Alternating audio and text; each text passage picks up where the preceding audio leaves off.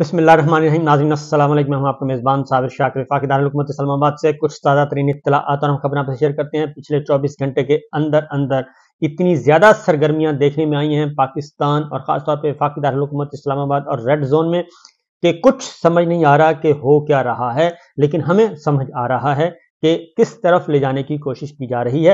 Election को मुलतवी करने के लिए ऐसे लगता है कि सारे तैयार बैठे थे और इलेक्शन कमीशन ऑफ पाकिस्तान ने आओ देखा ना ताओ और फौरी तौर पर जो है वो प्रोसेस रोक दिया है, इलेक्शन का प्रोसेस रोक दिया है।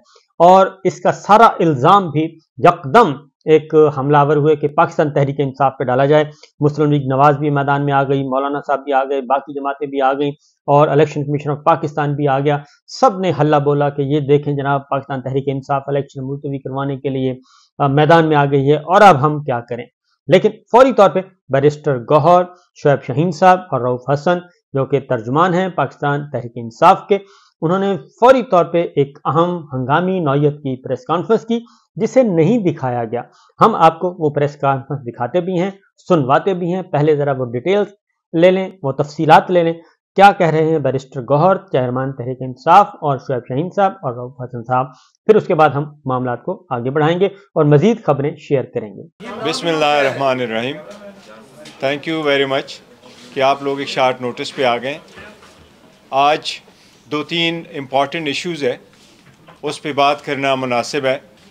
सबसे पहले आज इलेक्शन कमीशन ने जो एक नोटिफिकेशन इशू कर लिया है और इस इलेक्शन कमीशन के नोटिफिकेशन से जो ट्रेनिंग का सिलसिला शुरू होना था आरओज़ और डीआरओज़ को, उसको सस्पेंड किया गया है, जिसके साथ ये ख़दशा पैदा होता है कि शायद इलेक्शन कमीशन अब 8 फरवरी को भी इलेक्शन नहीं करा रहा, क्योंकि सुप्रीम कोर्ट के ऑर्डर के मुताबिक 8 फरवरी को इलेक्शन होना लाजिम था। सुप्रीम कोर्ट का यही कहना था कि इवन कोई तस्करा भी ना करे कि इसमें अभाम है कि इलेक्शन डिले हो सकता है। इलेक्शन कमीशन ने पहले भी इलेक्शन को डिले करने की कई मरतबा कोशिश की है। स्टे का बहाना नहीं बनाना चाहिए किसी सूरत। पीटीआई इस बात की कोशिश करती रही है कि जब से 2 हुकूमतें डिज़ाल्व हो गई थी, आन नाम हमारी कोशिश थी कि जल्द से जल्द इलेक्शन हो। 3 मरतबा सुप्रीम कोर्ट जा चुके थे, वो ऑर्डर जो कंप्लाई नहीं हो सका, तो आखिर में सुप्रीम कोर्ट के इंटरवेंशन से एक डॉक्यूमेंट पे दस्तखत हो गए थे जिसमें इलेक्शन कमीशन और सदर पाकिस्तान के दस्तखत मौजूद थे। और उसके मुताबिक आज आखिरी दिन था कि इलेक्शन एक्ट के मुताबिक शेड्यूल अगर अनाउंस होना था और अगर उसका बेरे मिनिमम शेड्यूल को भी रखना था टाइम फ्रेम, तो आज शेड्यूल आना चाहिए था। हमारा पहले दिन से ये मौक़िफ़ ज़रूर रहा है कि election free and fair and transparent हो, और ऐसे इलेक्शनों में किसी भी सूरत आप डिस्ट्रिक्ट कमिश्नर्स को पार्टी नहीं बना सकते कि वो आपके रिटर्निंग ऑफिसर हो। इस सिलसिले में जो पिटीशन फाइल हुई है और उसमें स्टे आया हुआ है, वो मैटर बहुत जल्द डिस्पोज ऑफ हो सकता है। भाई ये इस बात की कतन ग्राउंड नहीं है कि आप उस पर इलेक्शन डिले की तरफ ले जाएं। हमारा मुतालबा पहले दिन यही रहा है कि रिटर्निंग अफसर को जो जुडिशल अफसर है, सेशन जजेस और सिविल जजेस, उनसे लिए जाए ताकि इसमें आखिरी इलेक्शन वाले दिन जितना प्रोसेस इन्वॉल्व होता है उससे इलेक्शन के फेयरनेस से और इम्पार्शियलिटी और ट्रांसपेरेंसी पर बड़ा असर पड़ता है। आप उन लोगों को तैनात करें जिनकी इम्पार्शियलिटी हो, और हमेशा से सिविल जजेस या सेशन जजेस का तयन किया जाता है और वही अपॉइंट होते हैं। हम एक बार फिर इलेक्शन कमीशन से मुतालबा करते हैं कि इलेक्शन, और अगर ये मैटर डिले होता है तो ये सुप्रीम कोर्ट का है। सुप्रीम कोर्ट से मुतालबा करते हैं कि ख़ुद इस मैटर में इंटरवीन करे चीफ जस्टिस साहब और मेक श्योर हो कि इलेक्शन 8 फरवरी को हो। सेकंड, मिलिट्री कोर्ट्स के सिलसिले में सुप्रीम कोर्ट ने एक फैसला आया है। सुप्रीम कोर्ट ने फ़िलहाल एक इंटरम ऑर्डर पास किया है जिसकी रोशनी में जो जजमेंट आई हुई थी वो सस्पेंड हो गई है। उसकी सस्पेंशन ऐसी है कि पहली भी 5 मेंबर की जजमेंट है, आज भी कल 5 मेंबर ने ही उसको सस्पेंड किया है। कोई भी मिलिट्री ट्रायल किसी भी सिविलियन का मिलिट्री कोर्ट में नहीं हो सकता। सुप्रीम कोर्ट से हम पुरजोर मुतालबा करते हैं कि चूँकि आपके सामने अभी अपीलें पेंडिंग है और उस अपीलों पे अभी फैसला बाकी है, पहले से कि सुप्रीम कोर्ट चिट्ठियों पे जाए पहले से कि लोगों का ट्रायल मिलिट्री कोर्ट्स में शुरू हो, पहले इससे कि मिलिट्री कोर्ट्स की कोई डिसीजन आए। आल्दो सुप्रीम कोर्ट ने फाइनल ऑर्डर रोका है, लेकिन किसी भी फोरम में जिसके पास जुरिस्डिक्शन ना हो वहाँ सिविलियन का ट्रायल नामुनासिब है। चूँकि डिसीजन पहले भी रहा है 5 जज का, अभी भी है 5 जज का। इन सरकमस्टांसिस से हम सुप्रीम कोर्ट से मुतालबा करते हैं कि सुप्रीम कोर्ट इनसे जल्द, और दरख्वास्त करते हैं सुप्रीम कोर्ट से, मुद्दबाना दरख्वास्त करते हैं कि इस अपीलों पे जल्द से जल्द समाअत कंप्लीट करके इस पे फैसला करे, ताकि किसी भी सिविलियन को का ट्रायल किसी भी मिलिट्री कोर्ट्स में ना हो। एक और बात की तरफ मैं तवज्जो दिलाऊँगा, हमने कई मरतबा दरख्वास्तें दी है इस्लामाबाद हाई कोर्ट में। इस वक्त PTI का चेयरमैन, जिसके पास दुनिया की सबसे पॉपुलर पार्टी की वो लीडर है, वो जेल में बंद है। उनकी दरख्वास्तें आई थी, मैं आपको बताता हूँ 142 एप्लीकेशनें इस्लामाबाद हाई कोर्ट में फ़कत फाइल हुई थी। उस 142 एप्लीकेशन में तकरीबन 90 ऑब्जेक्शंस की थी, और बाकी रिट पिटीशन है, क्रिमिनल मिसलिनियस, क्रिमिनल रिविजन्स और रिट पिटीशनें शामिल थी। इन सब के फैसले आलमोस्ट 120 एक जज साहब चीफ जस्टिस साहब के सामने होती रही हैं। चीफ जस्टिस साहब पे पहले भी इमरान खान साहब की तरफ से बजाते खुद ऑब्जर्वेशन आई है।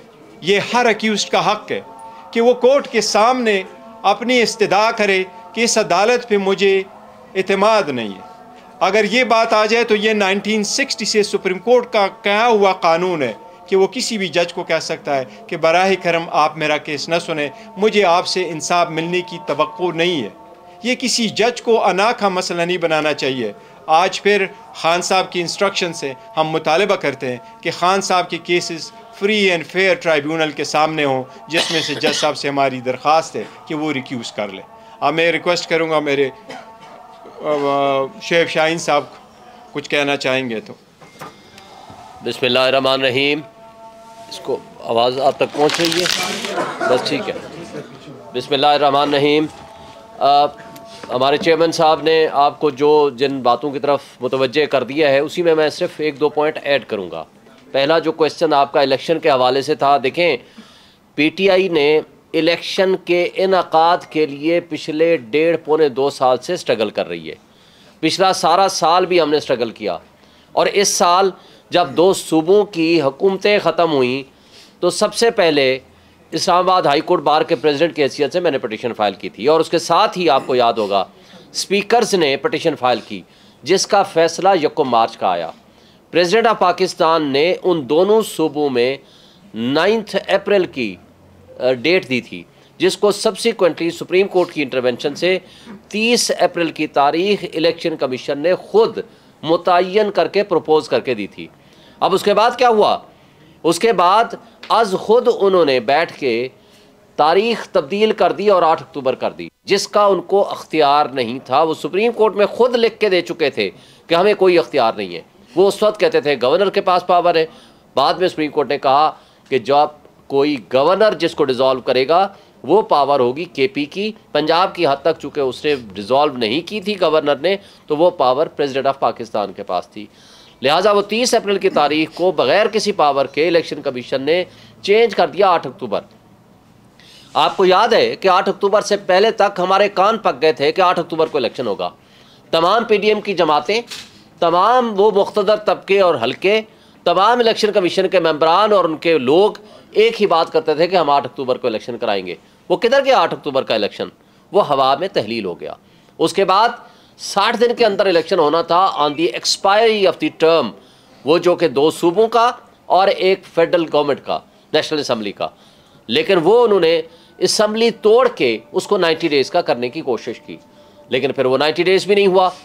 फिर उन्होंने एक अपनी पावर ना होते हुए CCI की एक मीटिंग बुला के, जो कि इलीगल एंड अनकॉन्स्टिट्यूशनल थी, क्योंकि 2 सूबों के नुमाइंदे इलेक्टेड वहाँ नहीं बैठे हुए थे।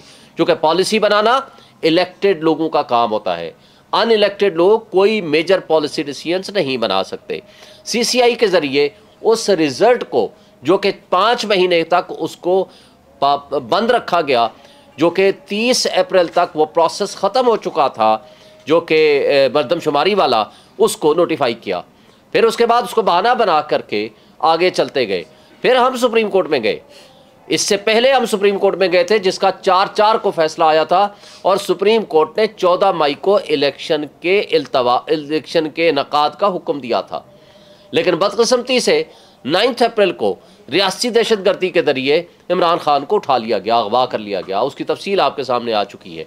फिर उसी का ड्रामा रचाते हुए जो इदारे या जो अशखास चाहते थे कि किसी तरीके से इलेक्शन का इल्तवा हो जाए, वो फिर 9 और 10 मई का ड्रामा रचाते हुए PTI और इमरान खान के ख़िलाफ़ एक साजिश के तहत एक इलेक्शन के इल्तवा का बहाना बनाया गया।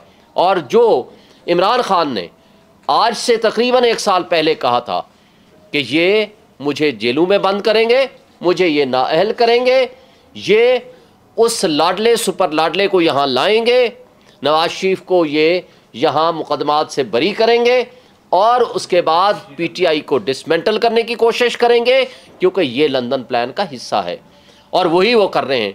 लेकिन एक बात इमरान खान ने ये भी कही थी कि फिर भी PTI इंशाल्लाह इलेक्शन जीतेगी। अब ये इलेक्शन से भाग रहे हैं। हमने कभी इलेक्शन से भागने का रास्ता नहीं अख्तियार किया। हमने हमेशा जिद्दोजहद की है, कोशिश की है। और ये भी जो 8 फरवरी का आर्डर आया है, ये हमारी पटिशन पे आया है। हमने और सुप्रीम कोर्ट बार ने ये पटिशन फाइल की है, जिसके ऊपर चीफ जस्टिस साहब ने 8 फरवरी की डेट कंफर्म कराई है, फैसिलिटेट की है, जो कि हुई है with the consultation of the president of Pakistan and election commission. और कहा है ये पत्थर पे लकीर है।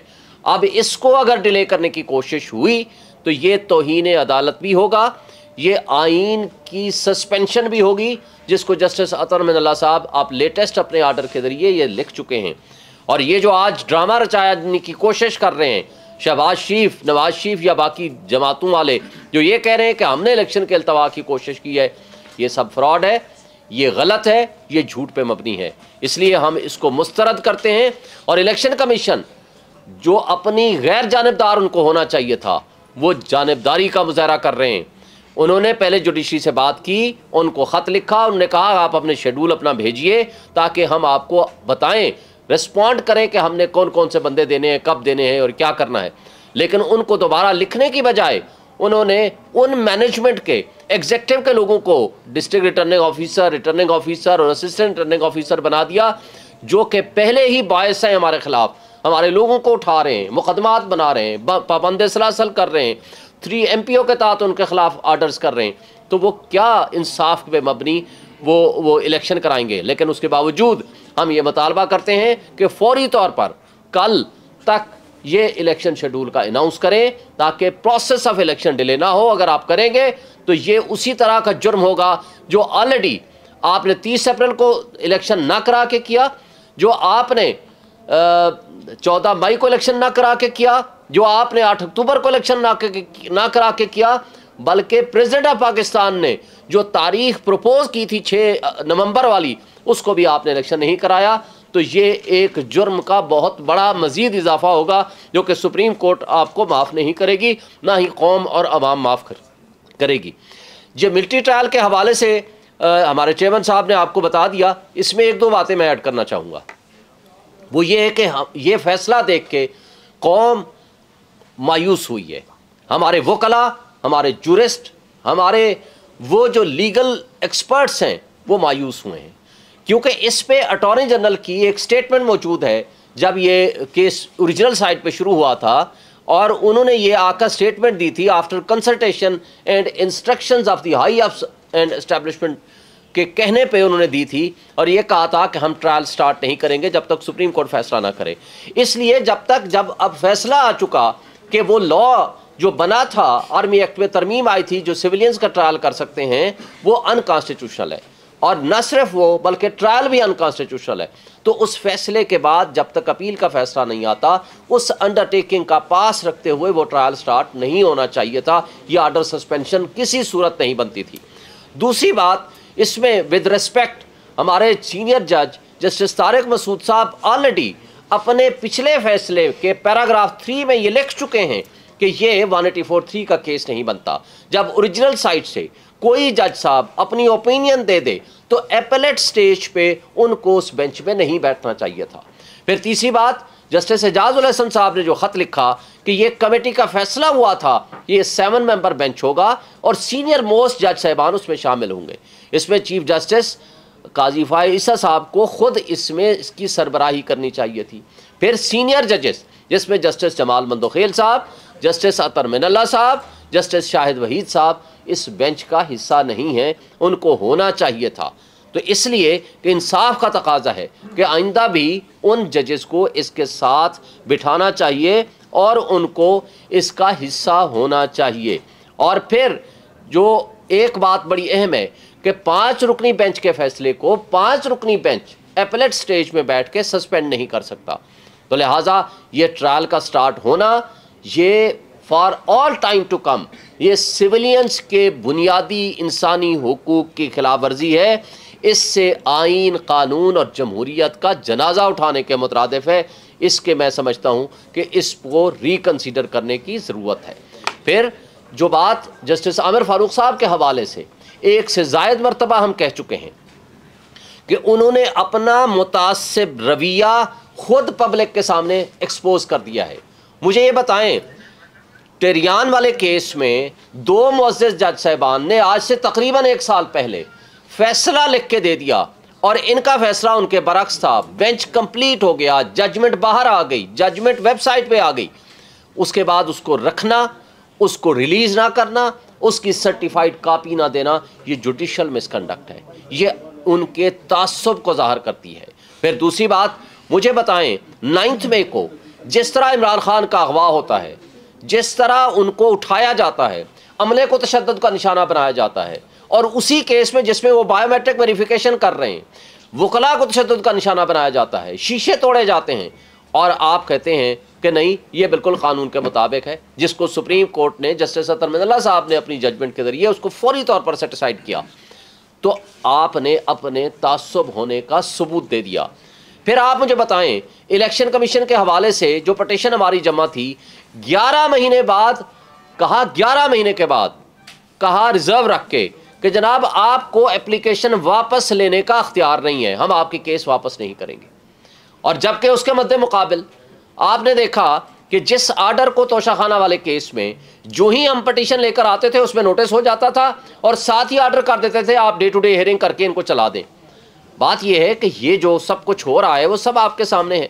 फिर यहीं तक महदूद नहीं रहा, आर्डर सस्पेंड कर दिया सेंटेंस का तोशाखाना वाले केस में। जब हम गए कि हमने आर्डर को भी सस्पेंड कर दें ताकि हमारे ऊपर जो तलवार लटक रही है कि हमारी वो चेयरमैनशिप भी जाने वाली है और हमें इलेक्शन से लड़ने की भी इजाज़त नहीं होगी, आप उसको ख़त्म करें। वो 4थी दफ़ा बहस हो चुकी है, अभी तक वो आर्डर रिजर्व है। उसके मद्दे मुकाबिल उस सुपर लाडला को जो करप्शन का बादशाह है, जो आज भी एवनफील्ड अपार्टमेंट, मैं छोड़ देता हूँ सारी बातें, आप बता दें हसन नवाज ने कहा कि हम इसमें रेंट आता है पाकिस्तान से, हम इसमें रहते हैं। तो आज बता दें वो लैंडलॉर्ड कौन है जिसको आप रेंट देते हैं। हुसैन नवाज ने आकर जियो के प्रोग्राम में आकर कहा जी अल्हम्दुलिल्लाह ये फ्लैट हमारे हैं और बेनिफिशियल ओनर मरियम नवाज हैं। फिर आज बता दें कि वो आज किसके हैं। फिर फ्लोर ऑफ द हाउस पे खड़े होकर नवाज शरीफ ने कहा कि ये हैं वो ज़राए और रसीदें जो मैं आपको पेश करूंगा जब सुप्रीम कोर्ट बुलाएगी। जब सुप्रीम कोर्ट ने बुलाया तो आप उसको कतरी ख़त लेकर आ जाएगा, जिससे आज भी आप वापस हो गए हैं। मुझे आज बता दें 30 साल से आप और आपका ख़ानदान रह रहा है, तो है किसके? आज भी पब्लिक के सामने आप ले आएँ उस सुपर लाडला को, जिस अंदाज से, जिस प्रोटोकॉल के ज़रिए और जिस तरह उनको ये बेनिफिट दिए गए हैं। ये इंसाफ और कानून का दोहरा मेयार है। मैं समझता हूँ कि इससे हमारे इंसाफ का निज़ाम, कानून और आइन की बालादस्ती का कॉन्सेप्ट वायलेट हुआ है। Thank you. देखो ये दरख्वास्त हमने पहले दी थी, ये नहीं है, और हम ये मांग रहे थे। हम ये नहीं कह रहे कि किसी सूरत इलेक्शन डिले हो, इलेक्शन डिले का बिल्कुल नहीं है। लेकिन ये हमारा पहले दिन से ये प्ली ज़रूर है कि आप डीसी और असिस्टेंट कमिश्नरों को रिटर्निंग अफसर ना बनाएं, क्योंकि आप उनको बनाएंगे तो आप इलेक्शन को रिग करने की तरफ एक स्टेप ले रहे हैं। इसलिए हमेशा से रिटर्निंग अफसरान जो है वो हमेशा से जुडिशरी से लिए जा चुके हैं। हमेशा से जब आप आप डीसी को लेते हैं, आपको याद है लास्ट टाइम कई मरतबा हुआ, सिंध में भी आपने देखा, इलेक्शन कमीशन के पास भी बड़े सारे केसेस आ गए। जब आप एग्जीक्यूटिव से लेते हैं, so there is a risk election will be rigged, and that's our plea कि हमने कहा कि ये ना। देखिए, पहली जो क्वेश्चन आपने किया उसका मैं जवाब दे दूं। जहां तक सुप्रीम कोर्ट वो डिले का ताल्लुक है, तो डिले एक्चुअली ये बात है कि मुझे अभी भी उम्मीद है इंशाल्लाह ताला डिले नहीं होगा। सुप्रीम कोर्ट इस पर एक्ट करेगी, सुप्रीम कोर्ट का ऑर्डर है और सुप्रीम कोर्ट के सामने लाया गया था और इस डॉक्यूमेंट पे सुप्रीम कोर्ट ने ही कहा था कि ये पत्थर पे लकीर के इलेक्शन होंगे। सेकंड ये कि जहां पार्टी के ताल्लुक है, अल्हम्दुलिल्लाह पार्टी सारी की सारी मुझे सपोर्ट करती है और सब मेरे सामने। ये आपने प्रेस कॉन्फ्रेंस सुनी और मामला यहाँ तक पहुंच चुका है। फौजी अदालतों में सिविलियंस का ट्रायल हो, इलेक्शन का डिले करना हो, पाकिस्तान तहरीक इंसाफ भरपूर तैयारी कर रही है और इस बात का भी सोच रही है कि वो स्टे ऑर्डर की जो एप्लीकेशन है वो ही वापस ले लेगी। इजाजत दीजिए, अल्लाह हाफिज।